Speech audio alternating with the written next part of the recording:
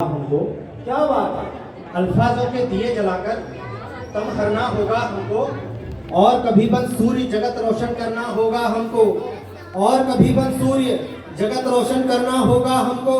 हम भारत के कर्जदार हैं, हम भारत के कर्जदार हैं, इसीलिए ये ध्यान रहे, अगर जरूरत पड़ी देश को तो मरना होगा। क्या बात है, वाह वाह वाह वाह, तालियां कमजोर है आपकी। अगर जरूरत पड़ी देश को, अगर जरूरत पड़ी देश को तो मरना होगा हमको। बहुत बहुत आभार। मंच को प्रणाम करता हूँ, माँ शारदे के चरणों में प्रणाम निवेदित करता हूँ। युवा गणेश उत्सव समिति बालागांव का मैं हार्दिक धन्यवाद देता हूँ।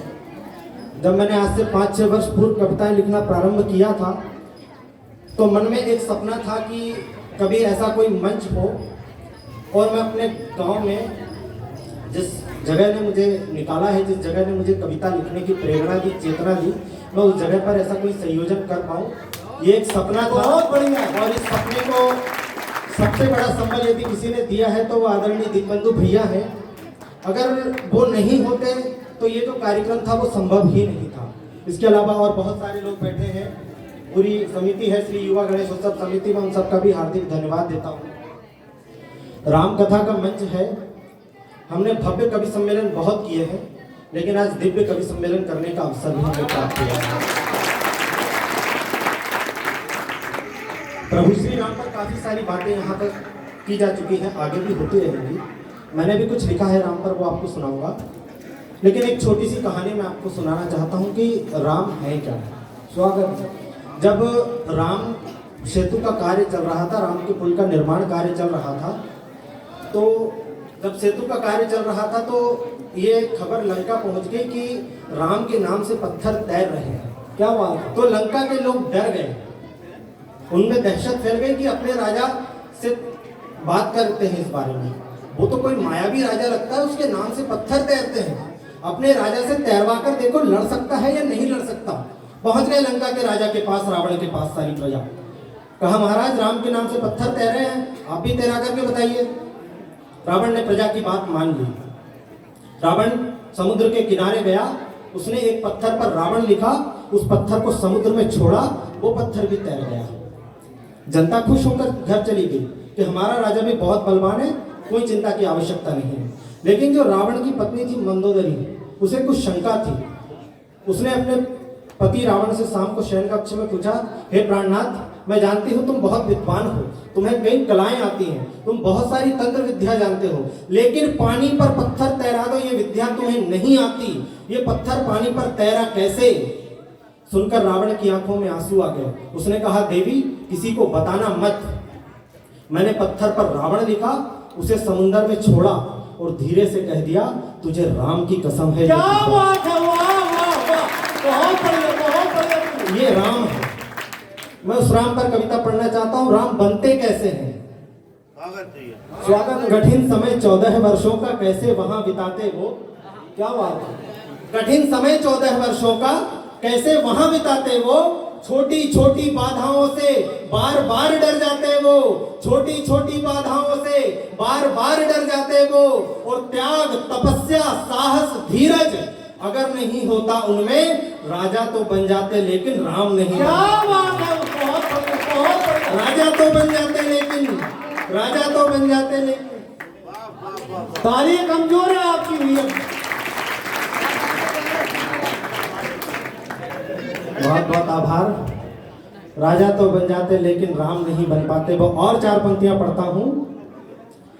बच्चे घर उद्दंड बने तो उन्हें डराना पड़ता है। क्या बात है। बच्चे घर उद्दंड बने तो आंख दिखाना पड़ता है, स्वर्ण बने अच्छा इस खातिर उसे तपाना पड़ता है। और जब रावण का अहंकार हनुमत की बात नहीं सुनता, तब लंका में हनुमान को आग लगा। क्या बात है, वाह वाह बहुत बढ़िया, वाह गुरु वाह वाह।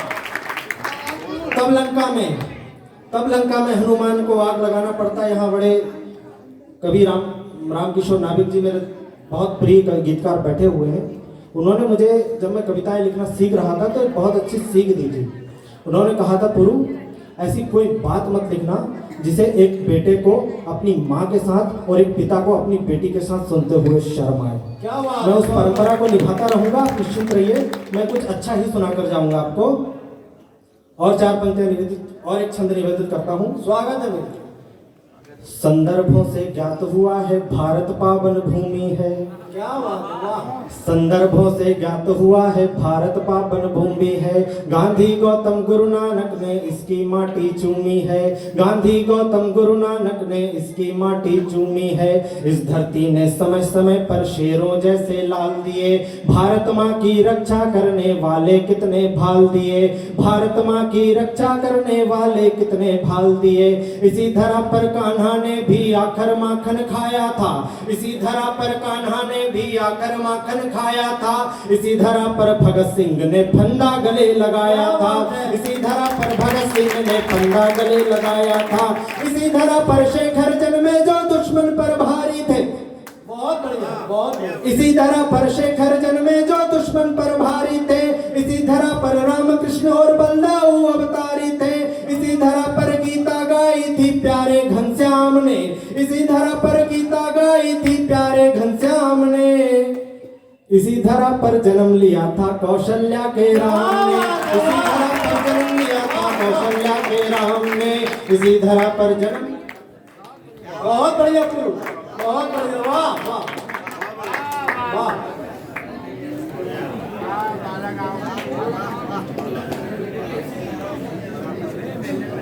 बहुत बहुत आभार, बहुत शुक्रिया। पूरा सदन एक बार पुनः आशीष की बिहारी वाजपेयी जी का जन्मदिन था। मैं उन्हीं का वंशज हूँ क्योंकि वो प्रधानमंत्री बाद में थे, राजनेता बाद में थे, पहले कवि थे। मैं 4 पंक्तियां अपना धर्म निभाते हुए उनके सम्मान में निवेदन करना चाहता हूँ। कृष्ण बिहारी के यहाँ 5 भी संतानें द्वारा। कृष्ण बिहारी अटल बिहारी वाजपेयी जी के पिताजी थे और अटल बिहारी वाजपेयी कृष्ण बिहारी की 5वीं संतान थे। कृष्ण बिहारी के यहाँ 5 भी संतान द्वारा गूंजी उस प्यारी किलकारी को नमन है। शब्द शब्द में उबाले और कंठ में है ज्वाल, ऐसी क्रांतिकारी भाषा धारी को नमन है। यूएनए में जाके माता हिंदी का बढ़ाया माने, ऐसे हिंद देश के पुजारी को नमन है। ऐसे हिंद देश के पुजारी को नमन है। और भारती की आरती में लीन रहे जो सदा से, ऐसे पूज्य अटल बिहारी को नमन है। ऐसे पूज्य अटल बिहारी को नमन है। बहुत बहुत आभार, बहुत शुक्रिया। वाह पुरुषोत्तम, जिंदाबाद, वाह वाह वाह। बहुत बहुत आभार, बहुत मन से सुन रहे हैं।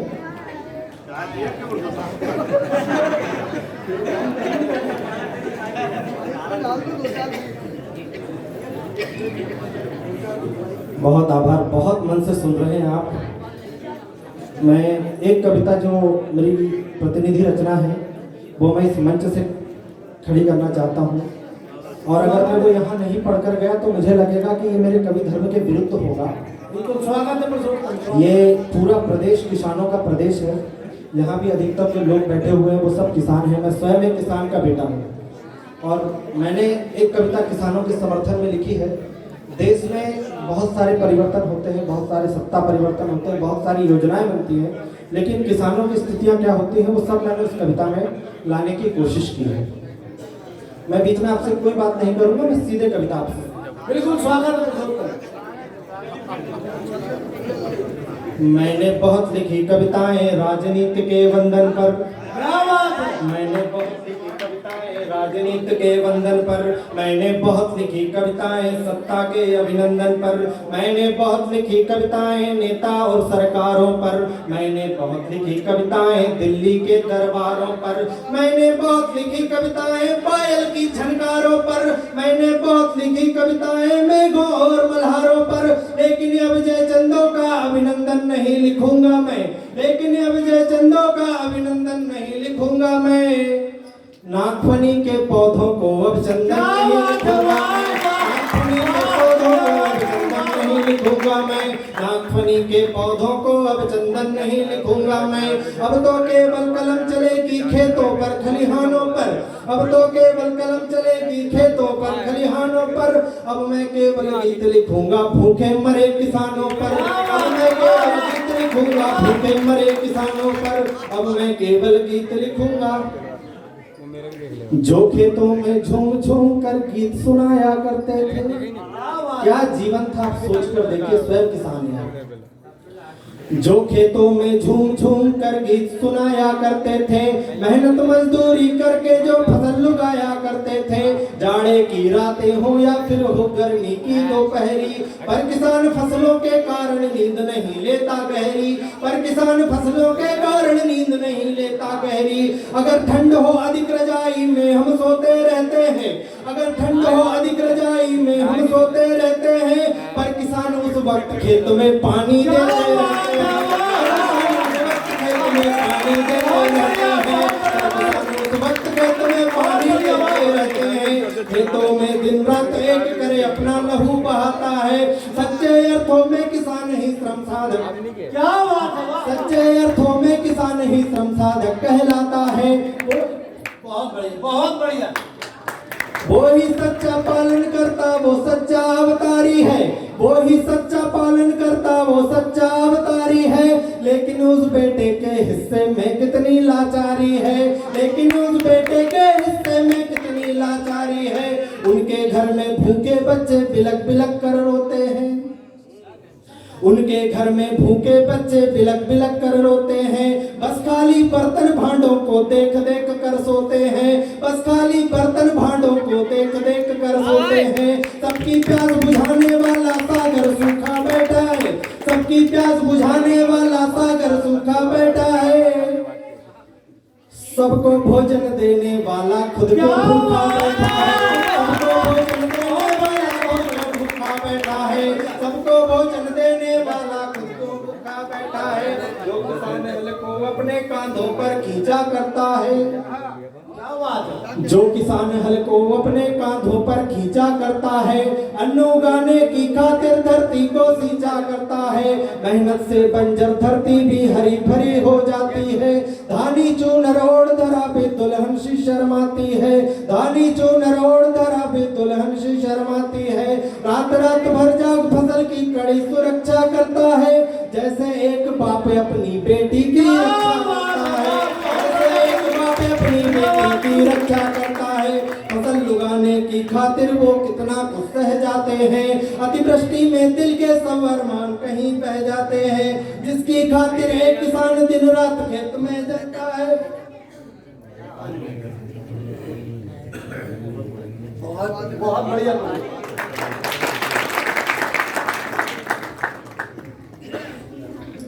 जिसकी खातिर एक किसान दिन रात खेत में जलता है, लेकिन उसकी मेहनत का परिणाम उसे क्या मिलता है, लेकिन उसकी मेहनत का परिणाम उसे क्या मिलता है। जिसकी खातिर गर्मी सर्दी बारिश से लड़ जाता है, क्या होता है किसान की फसल का, जिसके लिए वो अपना खून पसीना एक करता है, और ये सत्य है। जिसकी खातिर गर्मी सर्दी बारिश से लड़ जाता है, जिसकी खातिर गर्मी सर्दी बारिश से लड़ जाता है, वो अनाज सब गोदामों के भीतर ही सड़ जाता है, वो अनाज सब गोदामों के भीतर ही सड़ जाता है, वो अनाज सब गोदामों के भीतर ही सड़ जाता है। एक प्रश्न मैं पूछ रहा हूँ इन सारी सरकारों से, और सब दोषी हैं। जिस देश में जय जवान जय किसान का नारा लगता था, वहां जवान और किसान आमने सामने कर दिए थे, तब पंक्तियां पढ़नी पड़ती है। बहुत बढ़िया, बहुत बढ़िया। एक प्रश्न मैं पूछ रहा हूँ इन सारी सरकारों से, जो गरीब के रक्षक बनते उन सब ठेकेदारों से, जो गरीब के रक्षक बनते उन सब ठेकेदारों से। खून जला करके ये जो खेतों में अन्न उगाते हैं, खून जला करके ये जो खेतों में अन्न उगाते हैं, इनकी मेहनत मजदूरी को व्यापारी खा जाते हैं, इनकी मेहनत मजदूरी को व्यापारी खा जाते हैं। समाज की खातिर उसने सारे ही सुख छोड़ दिए, और स्वयं के हिस्से जाने कितने ही दुख जोड़ दिए, और स्वयं के हिस्से जाने कितने ही दुख जोड़ दिए। उनकी मेहनत मजदूरी का कोई तोल नहीं होता, उनकी मेहनत मजदूरी का कोई तोल नहीं होता और किसान की आवश्यकताओं का मोल नहीं होता, और किसान की आवश्यकताओं का मोल नहीं होता। जब व्यापारी उस अनाज का दाम घटाने लगते हैं, एक सवाल उठता रहता है कि किसानों को वो कदम क्यों उठाना पड़ता है, क्या मजबूरी आ जाती है, किसान वही काम करता है। मैं वो भी बताऊंगा किसान क्या काम करता है जब सारे रास्ते बंद हो जाते हैं और वो काम क्यों करना पड़ता है। जब अंतिम पंक्तियां पढ़ता हूँ कविता की, स्वागत है स्वागत। जब व्यापारी उस अनाज का दाम घटाने लगते हैं, जब व्यापारी उस अनाज का दाम घटाने लगते हैं, तो किसान के सर पर गम के बादल छाने लगते हैं, तो किसान के सर पर गम के बादल छाने लगते हैं, तो किसान के सर पर गम के बादल छाने लगते हैं। जब अन्यायों की ये सीमा घमासान, जब अन्यायों की ये सीमा घमासान हो जाती है, जब अन्यायों की ये सीमा घमासान हो जाती है, तब किसान के लिए मौत ही समाधान हो जाती है।